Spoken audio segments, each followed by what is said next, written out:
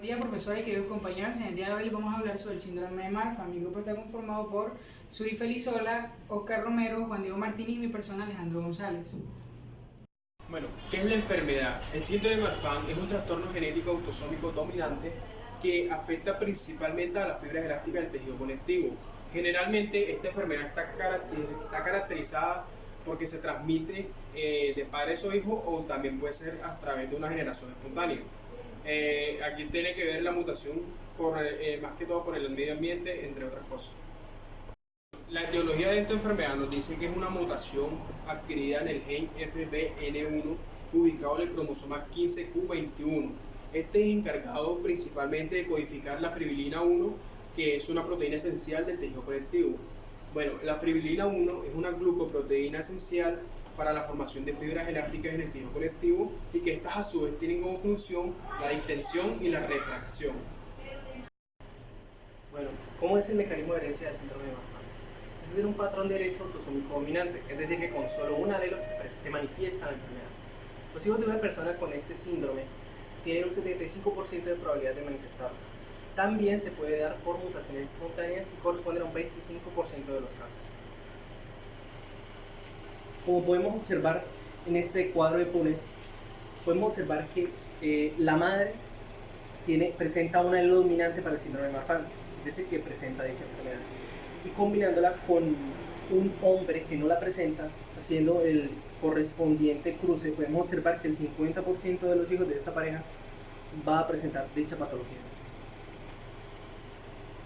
Las manifestaciones clínicas del síndrome de Marfan son variables porque la expresión del gen es variable. Esto quiere decir que dentro de un mismo núcleo familiar las personas pueden tener diferentes características, pero aún así tienen características en común, como son: este tipo de personas suelen tener los brazos, piernas y dedos del cuerpo extremadamente alargados.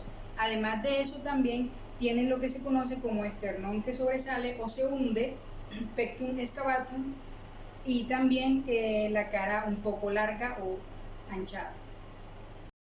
Otras características principales del síndrome de Marfan son paladar alto o arqueado y los dientes los tienen bastante apiñados, escoliosis, o sea, una deformatura de la columna, pectum excavatum, pectum carinatum y pie plano. Las características de la enfermedad pueden producir más adelante ciertas manifestaciones clínicas, como lo pueden ser en el corazón y los vasos sanguíneos un agrandamiento de la aorta que puede llevar a una insuficiencia aórtica o un colapso de la válvula mitral. Esto dice que un agrandamiento de la arteria aorta puede producir que se debilite el vaso sanguíneo y pueda producirse un prolapso. A su vez, en los ojos puede causar miopías, cataratas, dislocación del cristalino y el desprendimiento de la retina. Esto quiere decir que este tipo de personas por lo general van a sufrir siempre de la visión hasta poder llegar a la ceguera. Y en el tórax se va a producir lo que se conoce como un neumotórax.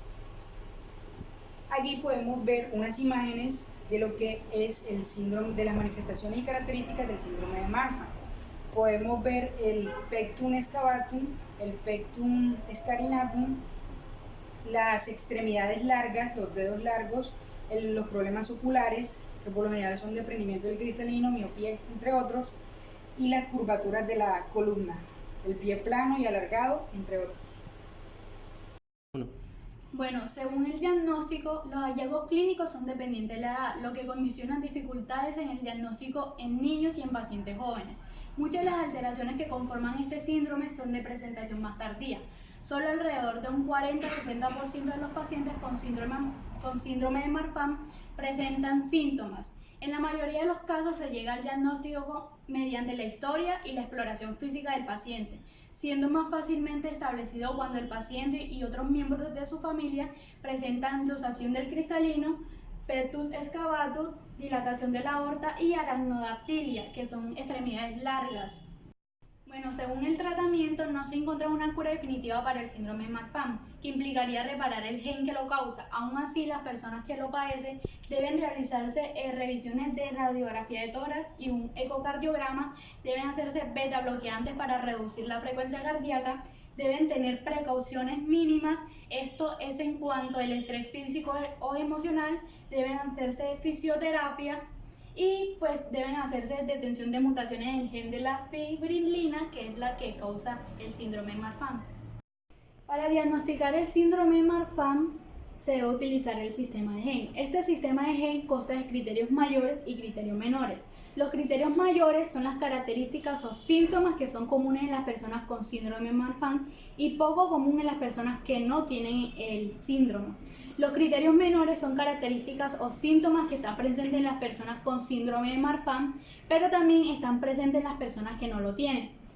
En los criterios mayores encontramos el sistema esquelético, el sistema ocular, el sistema cardiovascular y la historia familiar genética. En los criterios menores encontramos el sistema esquelético, el sistema ocular, el sistema cardiovascular, el sistema pulmonar y la piel. Ahora, si existe historia familiar genética de síndrome de Marfan, entonces se debe tener un criterio mayor y uno de los criterios menores que afecten diferentes sistemas, como puede ser el sistema esquelético o el sistema cardiovascular.